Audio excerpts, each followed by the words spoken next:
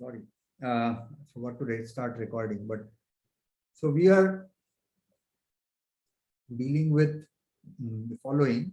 This was part 6 in 17 December. Question 1 in the 7th December, 17 December set that was sent, and question 1 part 6. And we just now argued that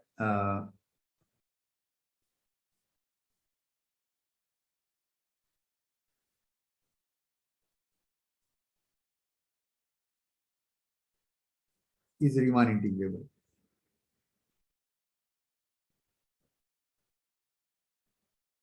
And this we showed by showing that choosing a M such that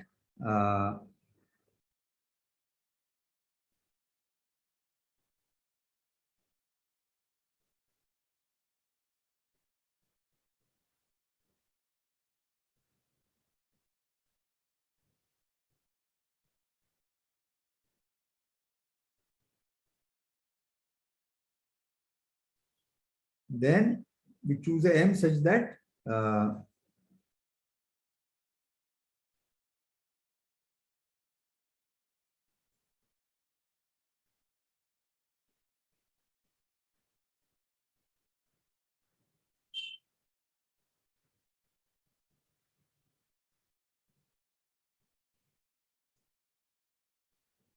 we choose a M such that this happens, and therefore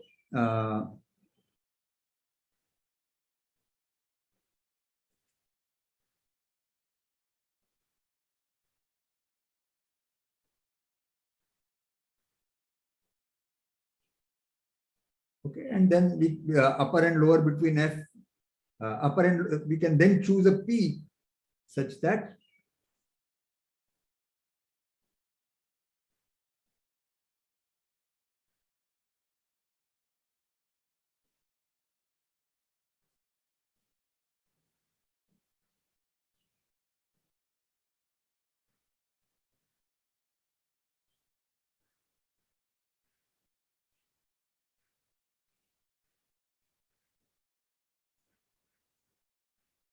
right now.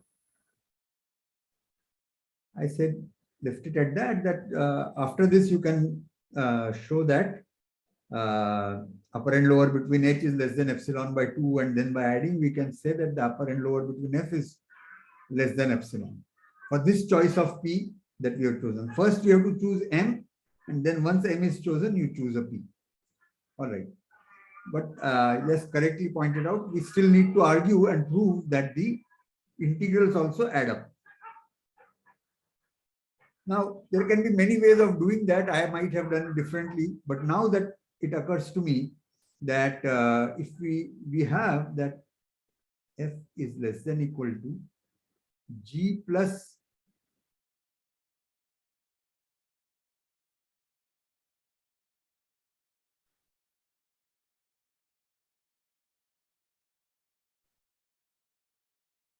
so we get that the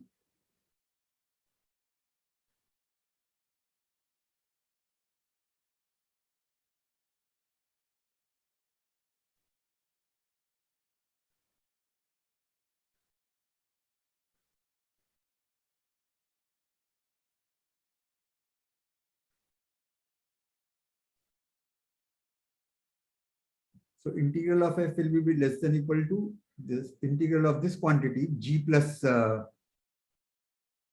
this constant, which will be integral of G plus epsilon by 4.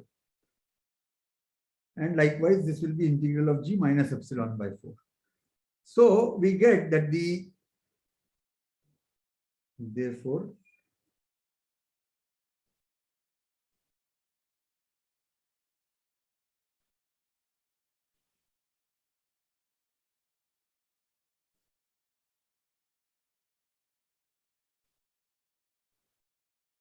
the difference between integral of F and this finite sum of these integrals is less than epsilon by 2. Separately, we show that the sum of the integrals from m plus 1 onwards from our choice here. Okay, Sir, what does the GK mean? sorry, must be a typo or no GK. Sorry, So it should be FK, right? FK. So from the upper and lower bounds for FKs, we can also conclude that for this choice of m, k equal to m plus 1 to infinity fk, the integral is less than equal to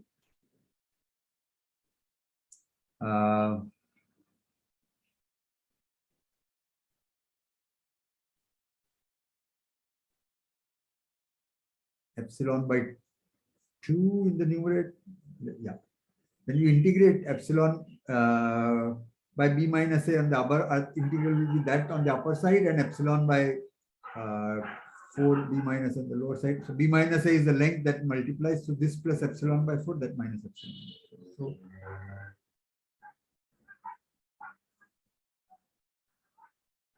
right. So now if we take these two things together,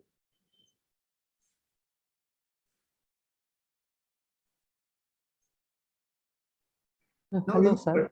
Yeah. Sir, I had one doubt that Yeah. the integral of f is less than equal to integral of g plus epsilon by 4 for any epsilon, right? No. Our g is okay. You see, though I have not put the thing, the whole thing starts with given an epsilon, we are choosing firstly an m. Right? So all the action is happening for a fixed epsilon. Our g is, okay, so the g changes with epsilon. yes. Okay. So therefore, we can't straight away jump to conclusion now. Okay. Now we can put these two together. Okay. Maybe I need not have put the first one. Okay, doesn't matter. So these two can be put together and get that integral of f minus summation k equal to 0 to infinity fk integral.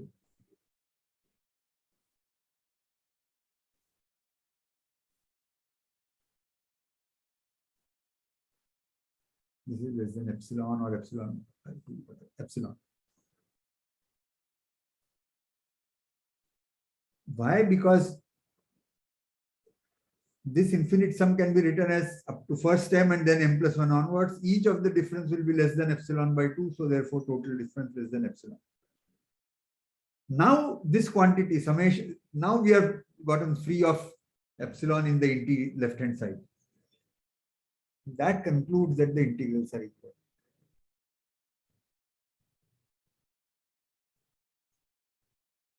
So to recap, so we have to show this is whole f is Riemann integrable. First, I should write here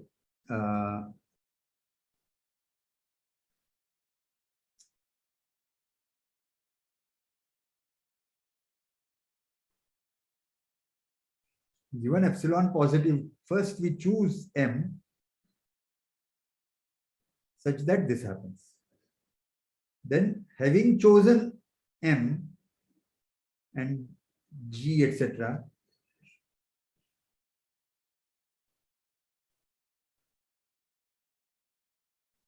now we choose a p such that this happens. Okay. So the whole argument is dependent on this epsilon being fixed. And then we are arguing, we have defined g, h, etc., and came up with these inequalities. But finally, this inequality that we have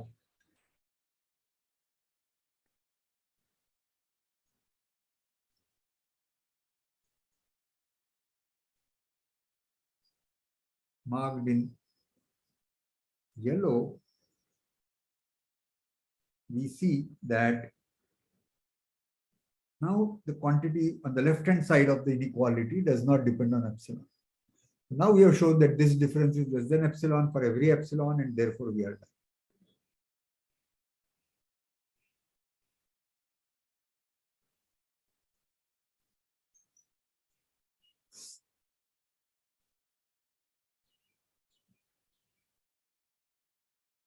Sir, could you repeat how we got the second inequality in red? Okay.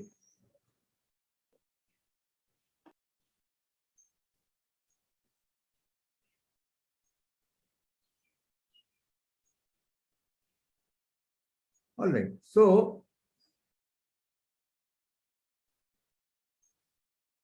see, Fk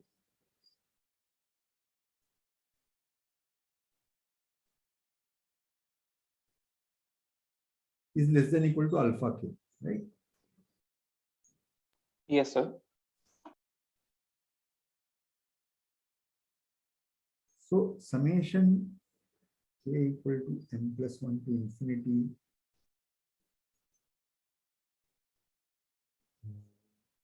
Oh, wait.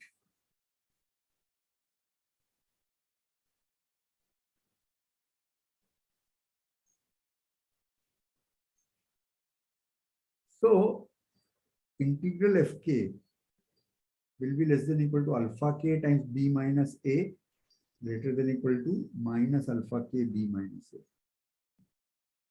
for every k. Yes, sir. And now you sum from k equal to n plus 1 to infinity, and by our choice of epsilon, this will be less than epsilon by 4, this will be bigger than minus epsilon by 4.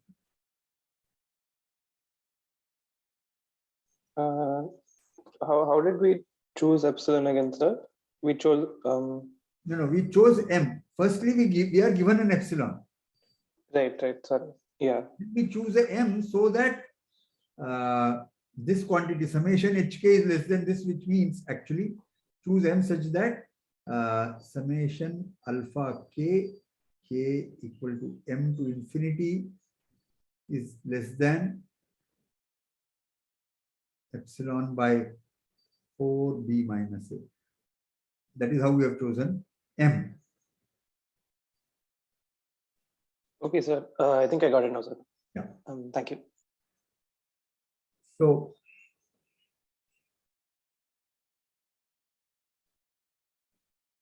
first, given an epsilon, we choose m such that this happens. Once m is fixed, we define g and h. Maybe it may have been better to put gm, hm, but just too complicated notation. But some people like that because it is all dependent, or even index it by epsilon because the choice of m is depending on epsilon. Just to alert you later that this whole thing is depending on epsilon. Okay, that could either of the two can be done, but I didn't do that. But all right, but it was in my mind. Now, having chosen m and then as a consequence g and h, we now choose a p such that the upper and lower for the first m terms or m plus 1 terms is small. And the rest of the terms, because their summation absolute value itself is controlled, we are controlling the rest. Yeah.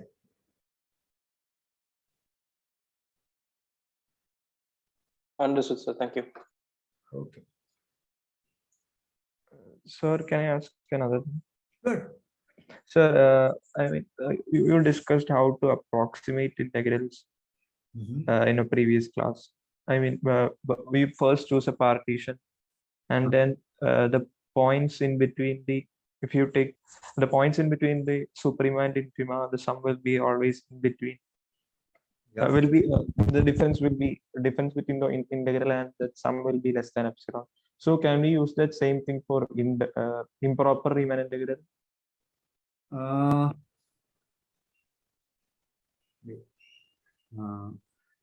Not really, because improper Riemann integral is not given by a finite sum of partitions, right? Yes, sir, but how to extend it?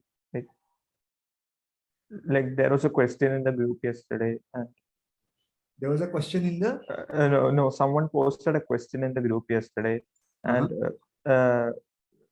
something like similar thing was required. No, similar thing, no, but we have to prove that in that. So if you give me a question, then I can tell you what to write. But in general, you can't do that because it is not sum of finitely many partitions. Okay, sir. Okay. So can you scroll up a bit? Yes, sir.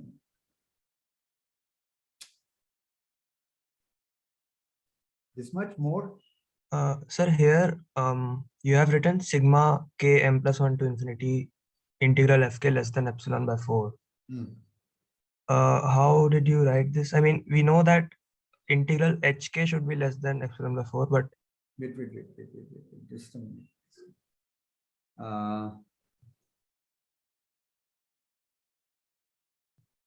Yeah. So we know more. We know that fk itself is less than or equal to epsilon by 4. Right? So its integral of fk is between epsilon, alpha k times b minus a and alpha k b minus a. So in this red, I have written on the side now. okay. How is fk less than epsilon by 4? Which one? Sir, fk is not less than epsilon by 4, right? No, epsilon by 4 is the bound for fk only. Let's see, go to the question. Let's see.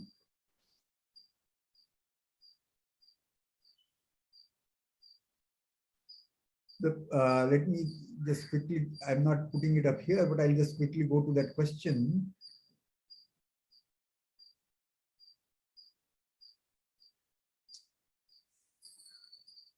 Alpha k was the supremum of fk. Yeah. Yes, sir. Alpha k is supremum x in AB mod fkx.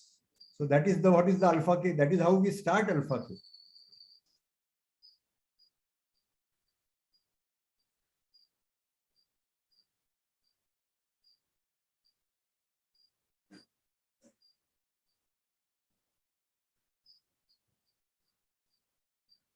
Yeah. And then you are told that summation alpha k is finite. That is the starting point. So because summation is finite, by given epsilon, we can choose m such that the sum from m onwards is less than epsilon.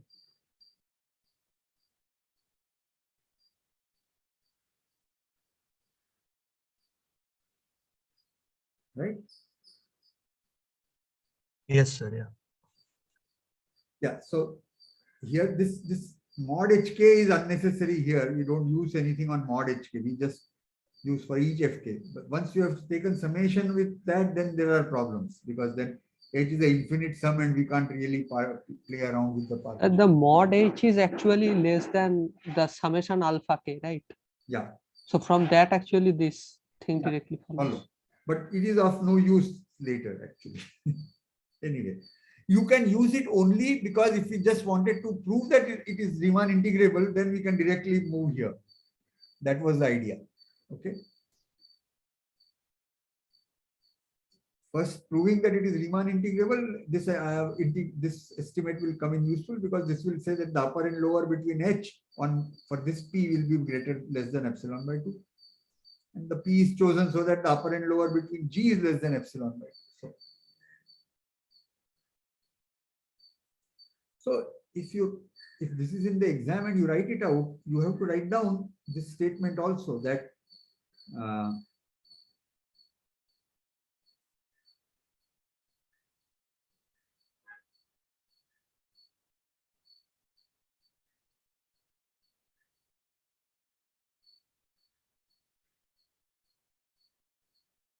and the other one for inequalities, other inequality with L.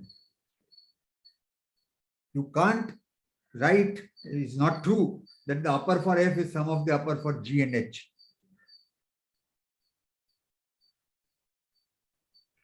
So can we use this without proving? Huh? Or can we state this without proving in the exam? Okay, so now here is a general rule that things which are steps in the proof that you are writing, okay, from class, you can quote them with an exact statement. You can't say it follows from what we have done in the class that something happens. Okay.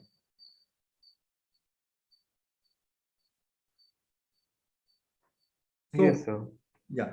So here you can on the side you write down since for if f is g plus h, we have seen that this happens. Then you can use.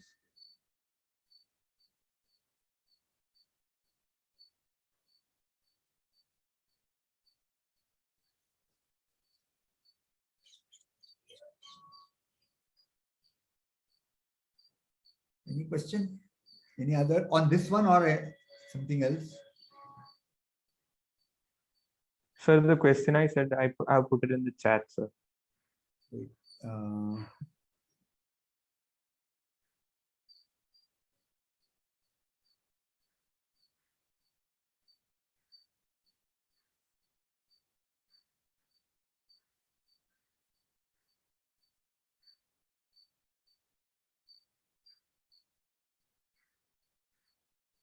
one by n of sum of logs of 1 by n.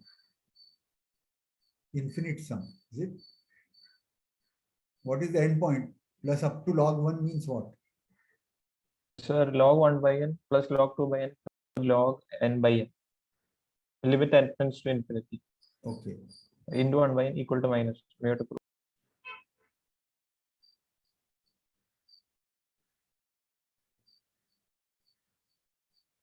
So some of, I'm just guessing, some of the logs is log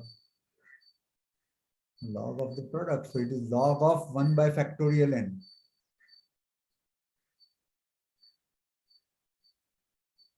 Log of n factorial by n raised to n Huh? divided by log of n factorial by n raised to n divided by n whole divided by n. You can use Stirling's formula, I'm sure, and get this answer.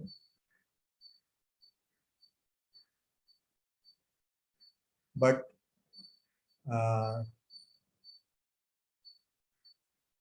so I don't know why, where is this getting connected with what we have been discussing?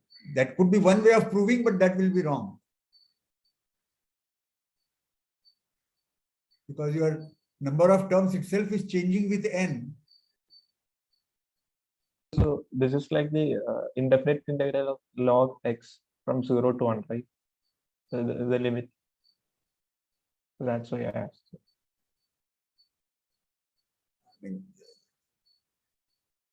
See, no, so let's come back to your question. Your question was,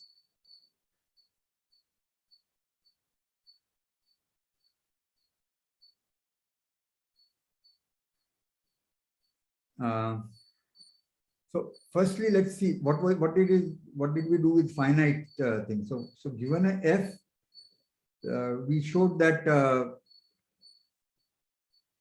the integral of f can be approximated by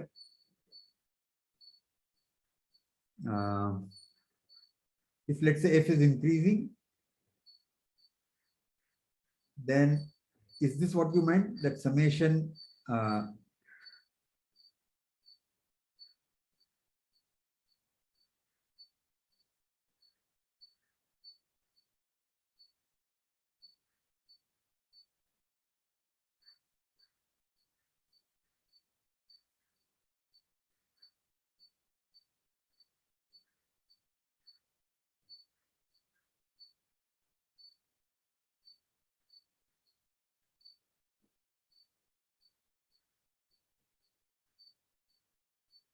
so is this what you meant, that when f is increasing, you can approximate the integral by this? Is that what you are referring to?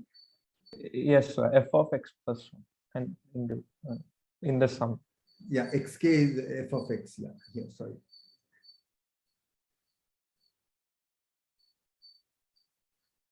Yeah.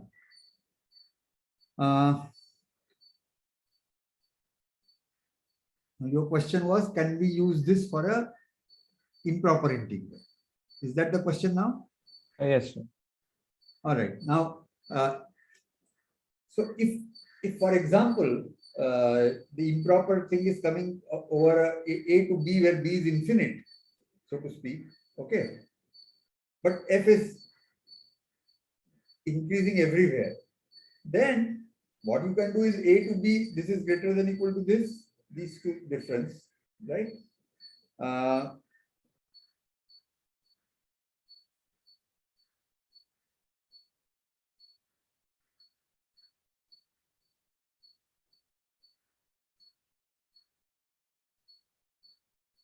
Well, effectively, we want to replace this with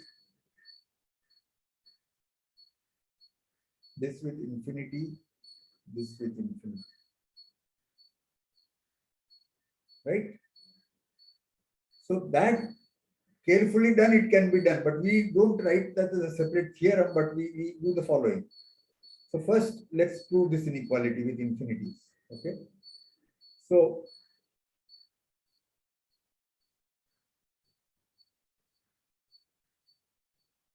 since f is increasing without loss of generality, by subtracting f0, we can assume, let's say, that f is non-negative.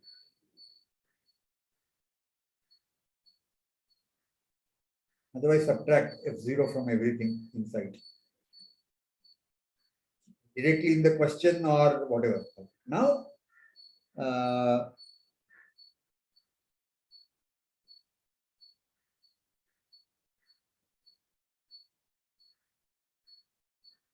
let's say,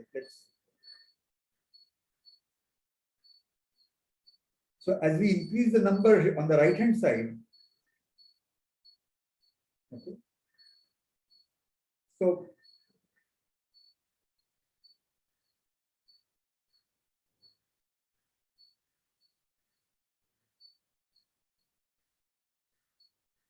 if x1, x2, xk dot dot dot is any partition, is any sequence increasing to infinity, then we can show that for any AB, for any B, this will be true, because for a fix, once we fix a B, we take only the up to that many terms and argue this. So we will get that it is true up to some finitely many terms itself is bigger than equal to A to B, so therefore the infinite sum is bigger than equal to A to B. Now we say that this holds for every B finite, so therefore it holds for B equal to infinity.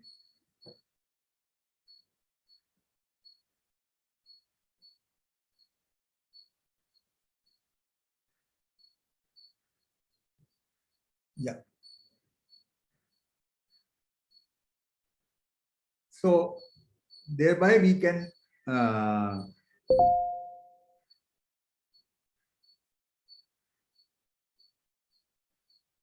thereby we have done that integral A to infinity, therefore, is less than equal to the right hand side.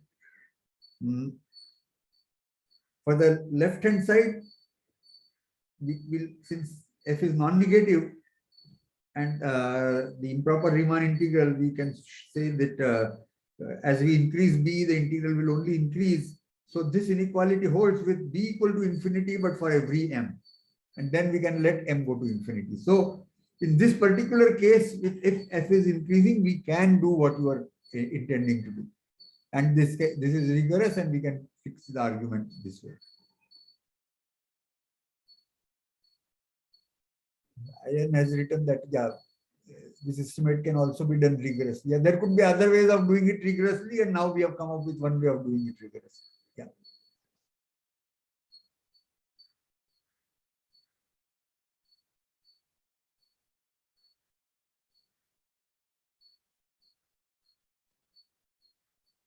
Okay, sir. Yeah.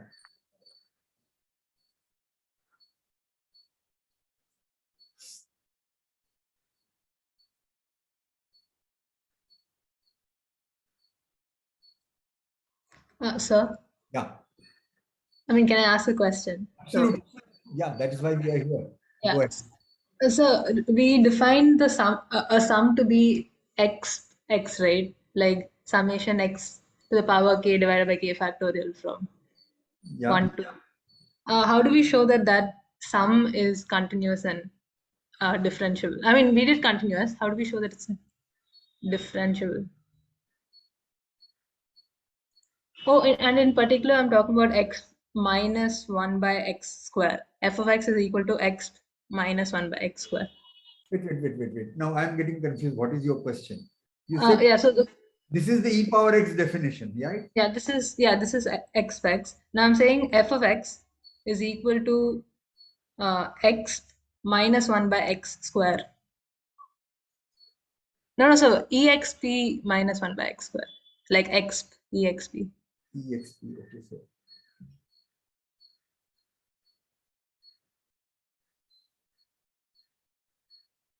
so fx equal to ex minus 1 by x square, but now it is not defined for x equal to 0. So no, sir. F of x is exp in brackets minus 1 by x square. So like e to the power minus 1 by x square. No, I'm not able to understand you. Fx is defined as e power x, yes. No, e power minus 1 by x square.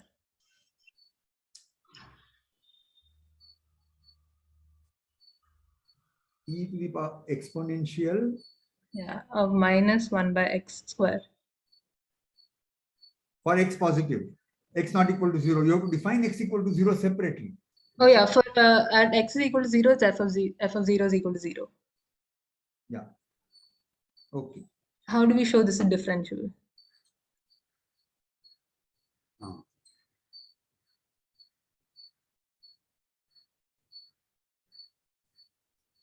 All right. So, in general, when you have things defined for x not equal to 0 by 1 formula and x equal to 0 by 1 formula, in most cases it helps if you separately argue the differentiable at x for x not 0 and x equal to 0 is dealt separately.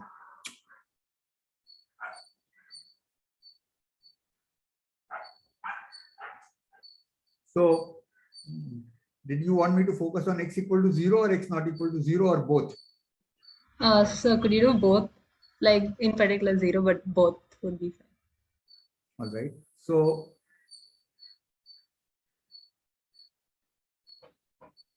Sir, I think we have to check for the first two terms of the infinite series of exp to the power minus 1 by x square. I mean, the rest of it is again an infinite polynomial type of thing. no, you will still need infinite polynomial, you will still have to argue there separately. So it depends on what parts you are going to use, right? So you wanted to prove continuity or differentiability or both. I mean, just let's be very precise because I don't know what is it in your mind or where is the issue. So in your mind. So differentiability. Huh? Differentiability. Differentiability. All right. So let's take differentiability for x not 0. All right. So For x n equals to 0, it is simple. We can always have a neighborhood where the function isn't 0, and then since it is a nice function, e power minus 1 by x squared will be differentiable. Like, or we can argue with the left hand and the right hand limit will be equal. yeah. So her question is, how do we do that? Is her question precisely, right? So Yes, sir. so For x not equal to 0, this is just a composition of two differentiable functions. So we don't need to do anything for x not equal to 0. Only, I mean, x is equal to 0 is the problem. if x is not 0, as I have rightly said, I guess by restricting it to say by x in an interval, we can see that this is a composition of two differentiable functions and therefore it is differentiable. E power x exponential z is, or let me not use z is exponential y is differentiable and hx equal to 1 by x square is differentiable for on interval not including 0. Yeah. Therefore, composition of the two will be differentiable. So that's what various people were saying, but this would be precise way of writing. Okay. At non-zero, the differentiability is no issue. It is the question is about differentiability at 0. Okay. So yeah. So we can take the limit x tends to 0, then for x greater than 0, and then argue it is right hand limit, and then for x less than 0, we take the limit x tends to 0, then the left hand limit of the, I mean, the left hand derivative and the right hand derivatives. And 0 of what? So you have to write down fx plus h. So f0 is there 0. So therefore, our thing is to show that fh by h, for h positive, let's say, fh by h as h tends to 0 or h decreases to 0. And then the same fh by h as h increases to 0. These are the two limits you have to compute. Yes. Right? So can't we take the limit of the derivatives? Like, no, No. Why would you take limit of derivatives? Limit of derivatives for x unequals to 0, x tending to 0, that would be like the left hand limit. No. Only after if you have proven that the derivative is continuously differentiable, only then. When a priori you are starting with this question, it doesn't prove if you show that this. I guess this is what you wanted to write. Limit h decreasing to 0, f dash h. Is that what you meant? Yes. No, that doesn't help. No, I am considering the interval 0, infinite. So here the function is continuously differentiable. I just proved. Where have you proved? No, see, if you have proven that on 0 infinity it is continuously differentiable, yes. But Yes. that doesn't tell you a thing about what would happen as you take the limit as h goes to 0. Yeah, but it gives about the right hand derivative. No, it does not. Life hand, you want derivative of f. Okay, sir. Yes. So, arguing f dash, whatever f dash argument for h positive is not going to tell you what is the derivative at 0. Okay, sir. Okay. So necessarily you have to argue that at x equal to 0, you have to look at h positive, negative, required or not required, doesn't matter. So let's take h positive. Fh by h, as h goes down to 0, you have to prove that this is works and compute its value. Now, there could be different ways, but we have done L'Hopital's rule. So we can apply L'Hopital's rule. Then that is where we'll bring in the derivatives. Okay. So we'll come down to what you are arguing, that limit h going down to 0 of derivatives of h, but only after L'Hopital rule. By itself, no. Okay, sir. Okay. Yes. Excuse me, sir. Yeah. Sir, can we use the series expansion? And Just 1 minute. Let me just argue this and then we'll come to series expansion. So if we use L'Hopital's rule, then limit of this h, in fact, going down to 0 is not okay, because h going down to 0 is equal to limit h going to 0, going down to 0 f dash h, and same with h going to up to increasing to 0. Both these limits you can get and see and prove that they are equal and compute, etc. Okay. So first, Srimati, does it answer what you had in mind? I didn't understand fully. So, I mean, like we have to use L'Hopital's rule here. Yeah. So Okay. when we use L'Hopital's rule, what will happen? Derivative of the numerator divided by derivative of denominator. Denominator derivative is 1. So therefore, this limit, L'Hopital rule will tell you, is equal to limit h going to 0 f dash h. Because limit is 1. Okay, sir. So Sir. f dash h for h positive, you compute using the composition rule. So for h positive, f dash h will be equal to e power, this is e power x, so fh, times derivative of this. Minus 1 over x square will be minus 1 times x power minus 2. So minus 2 times 1 by x cube, right? I hope I'm not making, sorry, not x cube, it is x square, so there is 1, so minus 1. I am susceptible to making silly errors, as you have discovered till now, especially after my medical issues, but so do point out. So therefore, f dash is equal to fh times 2 times fh by h.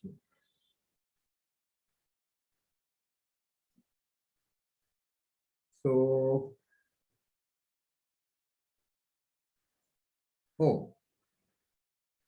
something is wrong in my calculation or otherwise. So 2fh by h cube should be. Only, right? Yeah. Okay.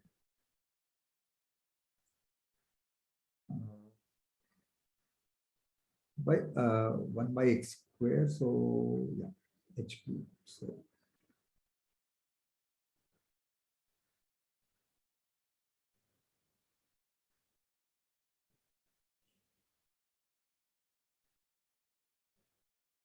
This doesn't help us in taking the limit as h goes down to 0. Sir, Hmm. can I ask you again what you're trying to do? I mean, No, we are trying to look at trying to see if the limit, we can directly argue that limit of f dash h goes to 0 as h goes to 0. But looks like, no, we can't directly argue that way, right? there isn't L'Hopital only one way. Like if Huh? the derivative exists, then limit as fh divided by h exists.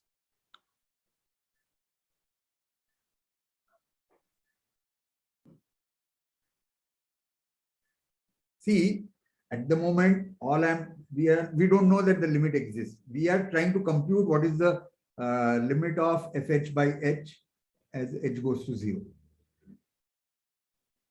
Okay. That is all we are doing. And then we can apply L'Hopital rule. Whether the limit will exist or not is for us to explore.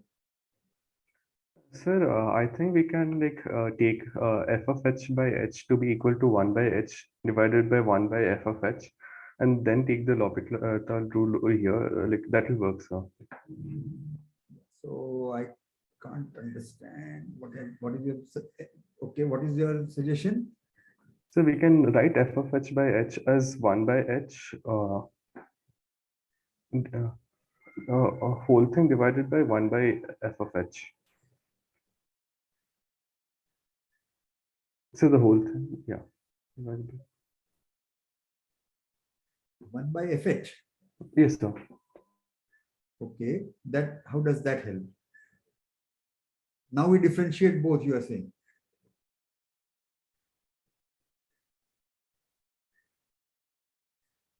This time, as h goes to 0, 1 by h is going to infinity, and 1 by h is it also going to infinity? Sir, but I think now we can use series expansion, as Swaminathan said. Once we write like this.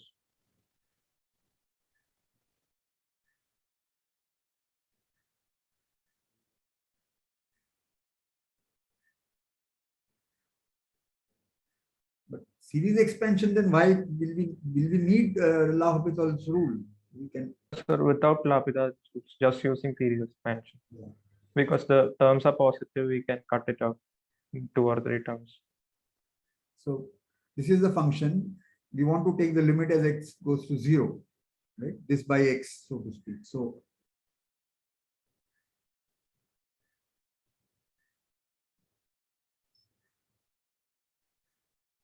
series expansion, how will that help? Because there will be one.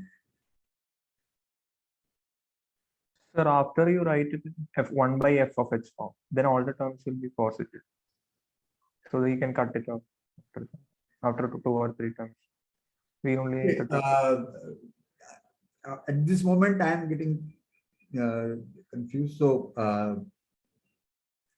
so maybe we will work it out and separately. You can share with me and Srimati, or we'll see. Okay. But the going to the main question, for something like this, we have to argue separately that it is differentiable, or check and see if it is differentiable at 0. Okay. Yeah. Okay. Yeah.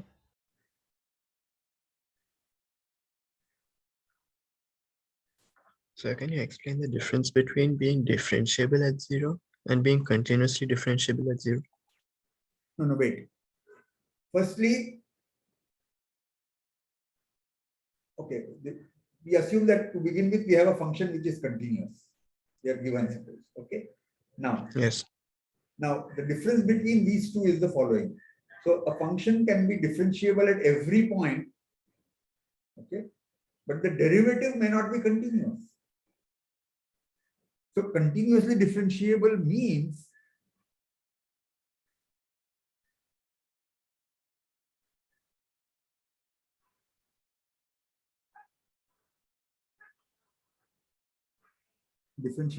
that f dash x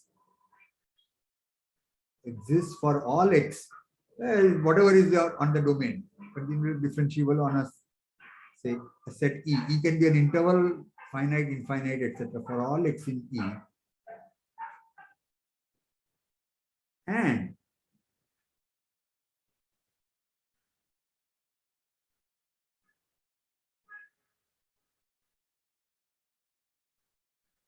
And this itself is a continuous function. So therefore, continuously differentiable, the continuity is being used for differentiability. It's not that it is continuous and differentiable. Differentiable is necessarily continuous, so we don't need to add that. Okay. Yes, sir. So, sorry, could you repeat that? So okay, so the confusion in your mind may have been that f is continuously differentiable meant that f is continuous and differentiable. No. No, sir, that's not the confusion. So Sir, can I say what the confusion is? Then what was the confusion? Like for existence of derivative, I mean, what I knew was that, I mean, for the existence of a derivative, the left-hand derivative at a point has to be equal to the right-hand derivative. Okay. So doesn't that imply continuity at that point of the derivative? No, it doesn't imply continuity because see, differentiability you have.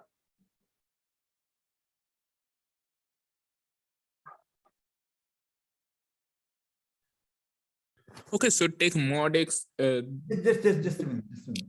So the differentiability at x is simply saying that this limit as h goes to 0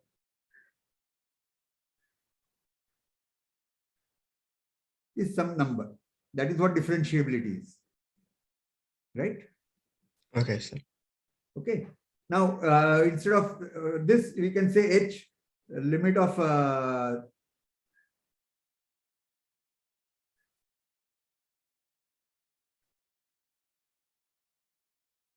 this is what you are saying, that a right hand and left hand limit. Yes, right? sir. Yeah. So this is not saying anything about differentiability of the derivative. The derivative may not even be given for different values of x. Right? Okay, so it's not necessary that at the neighborhood points, the derivative is also equal to alpha. No, not just the derivative may not be alpha, but we are not saying anything about what happens to those. So this alpha is then taken as f dash x, right? So we are not making any statement whatsoever of f dash at some point other than x. Say x plus h for h not equal to 0. We are not making any statement about this. So when you said that differentiability, you know as left-hand limit and right-hand limit of what? Difference quotients. That is what is. Okay, I think that helps a bit. Okay. Thank you, sir. So when we are saying differentiability at a point, we are not doing anything about differentiability at the neighborhood points. Okay. Okay, sir. Continuously differentiable will mean that it is differentiable at every point and then the derivative is continuous.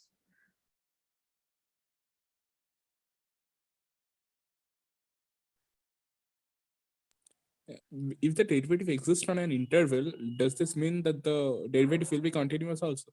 No. No. Offhand, I don't think so. I can't come up with an example right away. But your question is, say f from 0, 1 to 1 to r.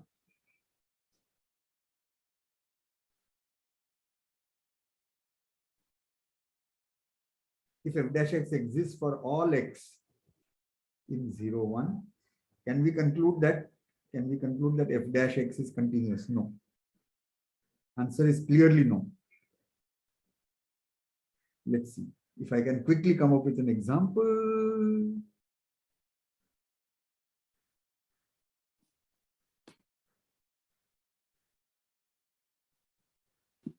Sir, x square sine 1 by x square. X square sine 1 by x square.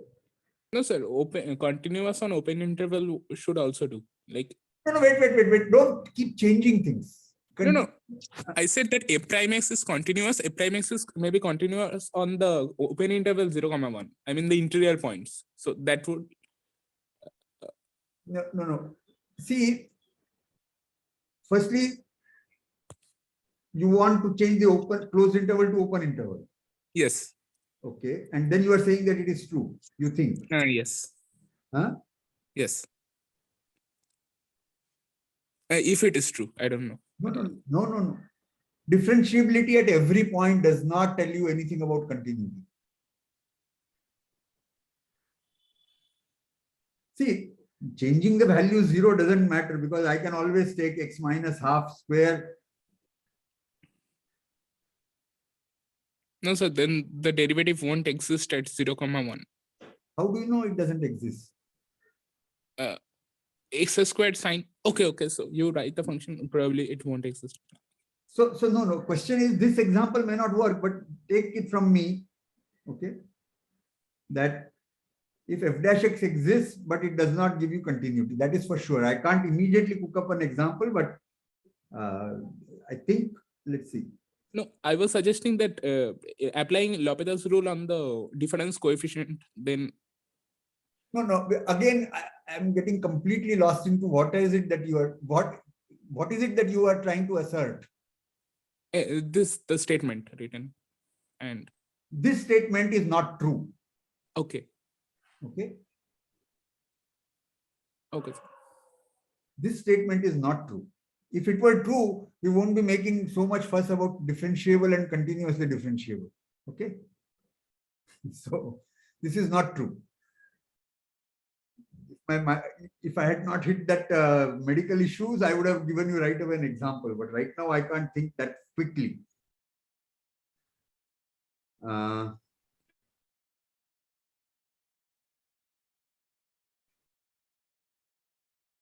So I think let me continue with that example he was talking about. Let's see. Let's make it -1 to 1, and my function is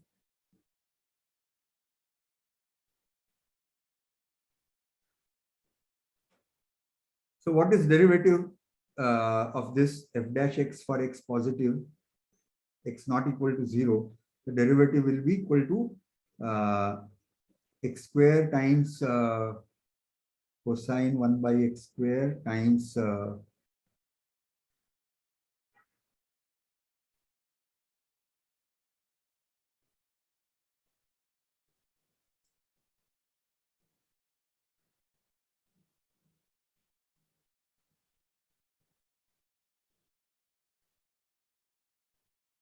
okay. And f dash at 0, you can show that it exists. So f dash at 0 will be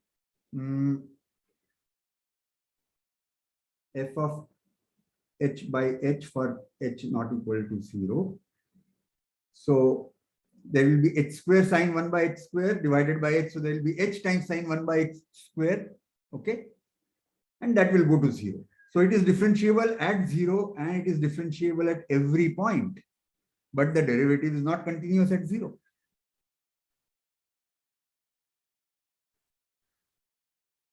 Because you can see here f dash, what is the limit of this as the x goes to 0? 1. Huh? Okay. A prime. No. It blows up. It is x square in the numerator and 1 by x cube in the denominator. I mean x cube in the denominator. Yes. Okay. So in this case, f dash exists every point, but f dash is not continuous.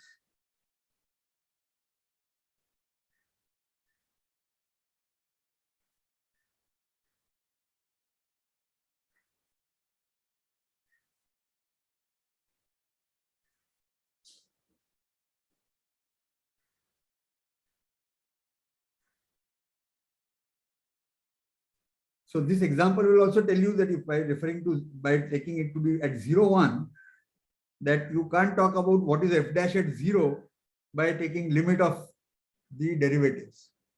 Okay. Applying L'Hopital to the derivatives, no, none of that works. Yes, sir. Okay. So I don't know who suggested this example, x square sine 1 by x square, but thanks. I mean, I could have come up with that myself in the old times, but right now I couldn't come up with it right away, but yes.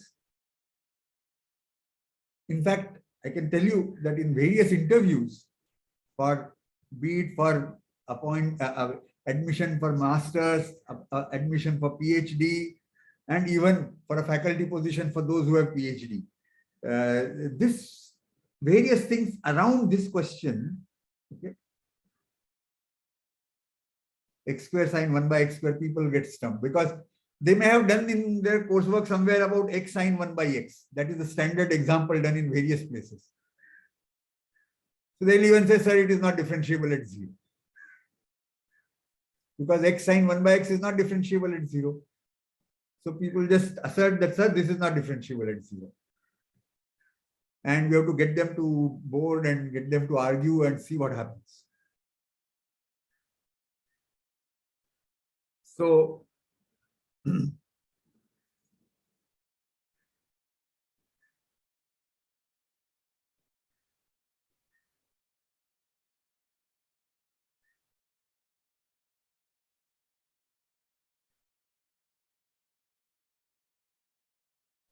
So can I ask another question?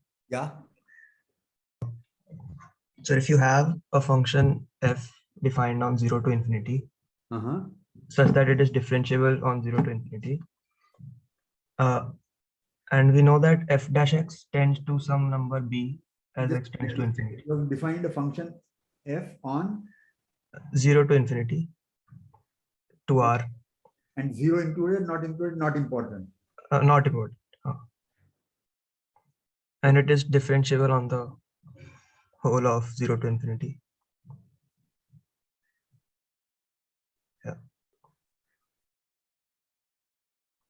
All right.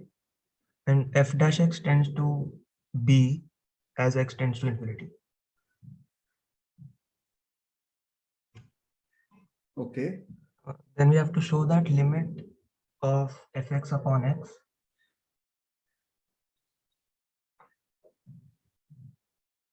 as x tends to infinity is equal to b.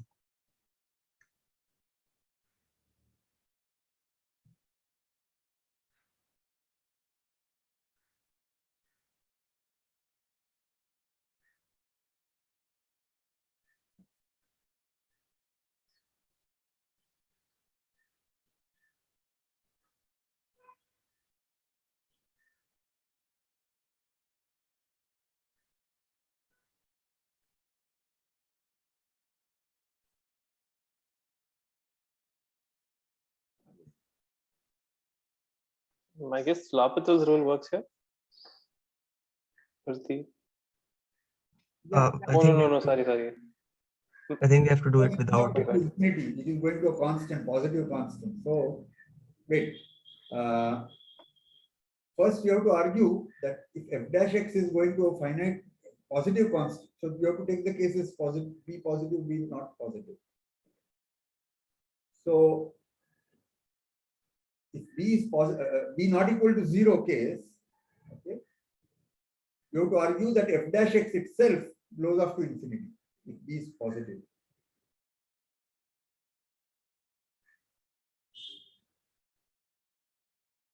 Okay. So first argue that f dash x is going to infinity, and then you can apply L'Hopital rule and get that. Sir, I think we have to do it without L'Hopital's because I mean, like in the book, this was before L'Hopital's rule. Different books, then what all it is going to use, you can't see if it. I had written to you earlier also that such things you write to me beforehand. I can try to give some thought and try to answer questions. Offhand like this, in that book, this is not used. I don't know what to be used in that book. Okay. Okay, sir. So, the point is, see, there can be several questions which can be extremely difficult to think and write a proof. Okay.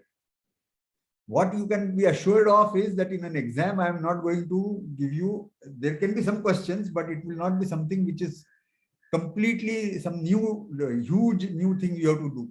We are going to have questions where we have been discussing things that to do. Okay.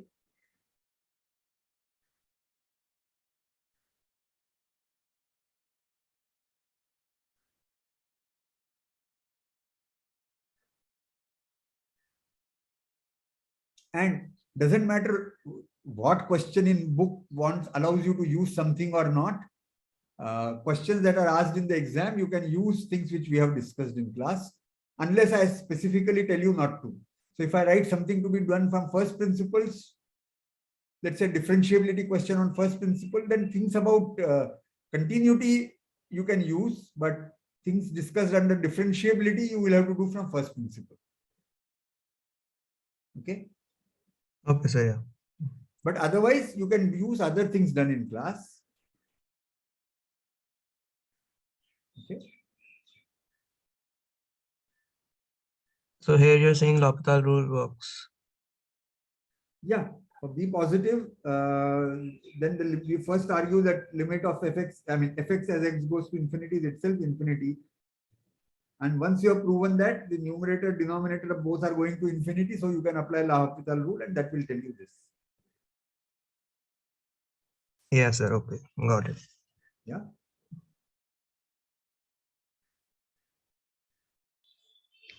Sir, Yeah. so I have a question related to radius of convergence. Like we discussed this. Can I tell you the question, sir? Yeah. You have summation n to the power n divided by n factorial into let me write down once again summation summation n to the power n divided by n factorial into x to the power n. Yeah, and we have to find the radius of convergence for this. Okay. So this is not, radius of convergence is going to be 0, I think, because I mean, I did it with you told us to try it with lim sup of nth root of this, right? Like if this is less than 1 by t, then t is the radius. So that is, but you see, the simple thing to do is that if the ratio test gives you an answer quickly, that itself is fine. If you get into trouble with ratio test is when you try this. Okay. Yeah, sir. I tried ratio test. I get 1 by e is the lim sup of n to the power n divided by n factorial, this thing. My question is how like when we have lim sup of nth root, then we can say that the radius is t, right? Yeah. Where lim sup is 1 by t. What can we conclude about the radius of convergence when we do ratio test? Like when we do. No, the ratio test, if the limit exists, okay. Yeah. So let me put it here.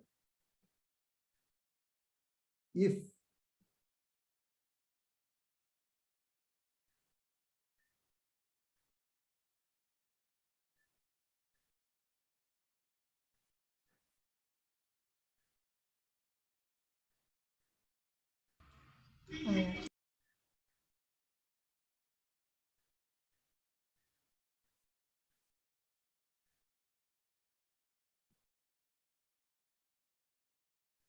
then the ratio the root test will also going to give you the same answer. Oh, if a limit, okay. So in general, lim sup, okay, if a limit exists, then it's equal, right? Also, even lim sup will be this, not an issue. Okay, yeah, sir. Equal to limit will be equal to that. See, okay, sir. See, this is a big condition. Once this happens, the second thing will follow. Why we were so much a focus on second one is that often the first one may not work. If it works like in this example, then done. Yes, I think understood. Yeah, thank you.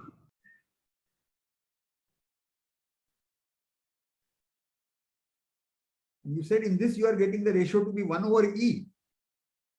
Yeah. I'm getting one over. My intuition says that cannot be. Let's see.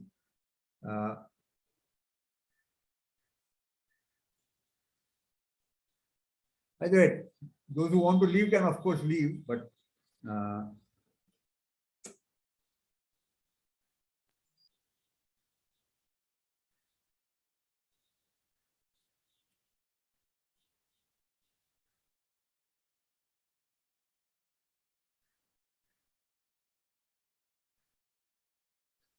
the whole thing divided by n power n x power n divided by n factorial. So this n power n plus 1 power n plus 1 divided by n power n is going to kill the thing. So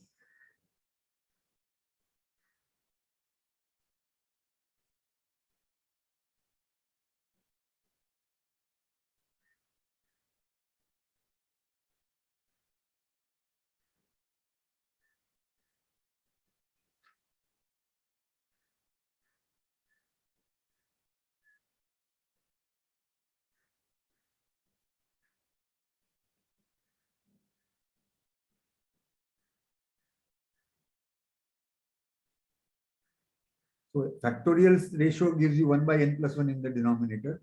Ratio of x powers gives you this. And n plus 1 power n plus 1 I wrote like this. Right? So you get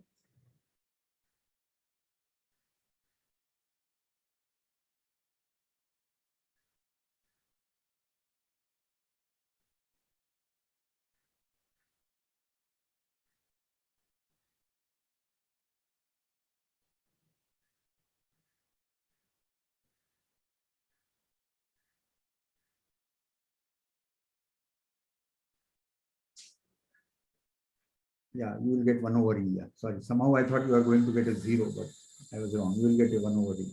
All right. Yeah, thank you, sir.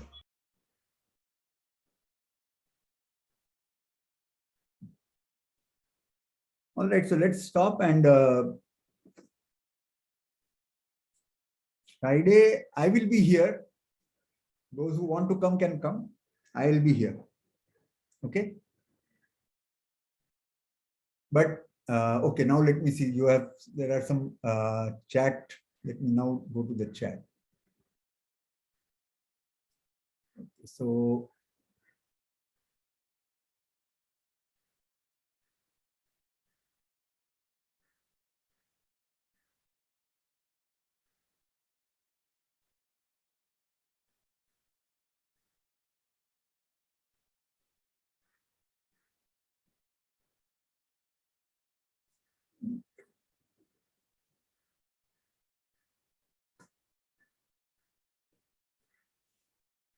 firstly, L'Hopital's rule is applied only when the numerator and denominator are both going to 0. Right? So Yes, sir. Yeah. So fx plus h minus fx, limit h tends to 0, the numerator goes to 0, and the denominator is simply h, so that will also go to 0. No, for which, see, again, you are mixing up issues. For that particular example, you are going back, is it? No, not the example. In general, a function which is, as I said, in general, a function which is differentiable. For that, in the difference quotient, we have limit h tends to 0, fx plus h minus fx by h equal to f prime x, right? By definition of derivative. But applying L'Hopital rule requires you that derivatives are already defined and are existing and are continuous and all that. You have to have when applying L'Hopital rule, you have to apply it to a case where all the conditions in the theorem are given. Isn't in L'Hopital rule, we only need that fx numerator and denominator are just differentiable, or do we need that they are continuous also? Then I don't remember. Offhand, I can't tell you what it is. Oh, okay, I will see that in the proof. So differentiable, if it is differentiable, then it implies that it is continuous. Once again, what is your thing now? Function. I mean, if it is function is continuous, not the derivative is continuous. Yes, sir. I mean, the function, I mean, he's checking the limit of the derivative. I mean, limit of the difference quotient, right? Limit h tends to 0, fx plus h minus fx by h. So if the numerator is going to 0, that means limit of h tends to 0, fx plus h is actually fx. So that would actually require f to be continuous. And if it is differentiable, then it is already continuous. That's what I wanted to say.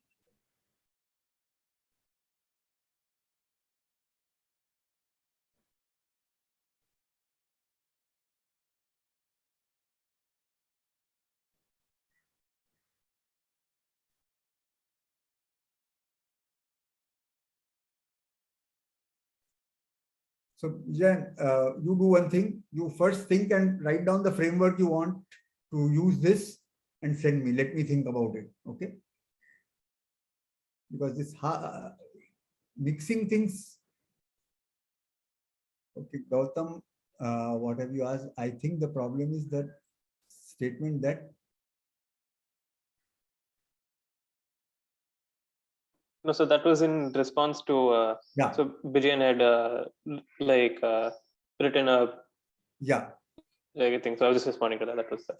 Yeah. So see, look at where is the proof wrong. You apply the proof to the exact question, that example that we have discussed.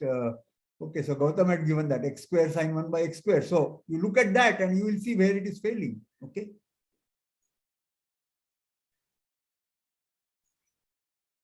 Oh, no, sir, I didn't give the example. That was Swaminathan. But... Okay, Swaminathan. Thanks, Swaminathan. Yes, sir. All right. So let's see. Romit Roy. Don't we have that?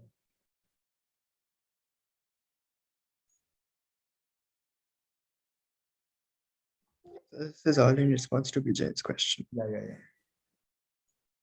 Yeah, so before we start arguing, you have to look at exactly the statement of L'Hopital's rule, okay? What are the assumptions required to apply?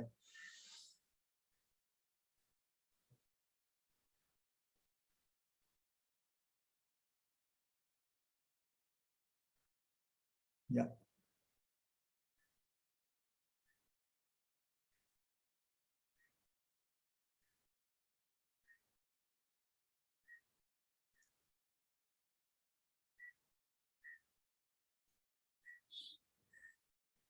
Yeah, so that is where the problem is right just now. Yeah, Romit. So when applying L'Hopital's rule, there is no reference to f dash at x plus h. No? No, I don't know.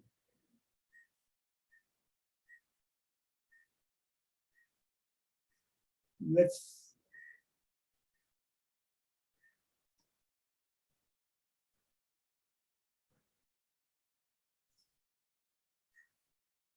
Okay.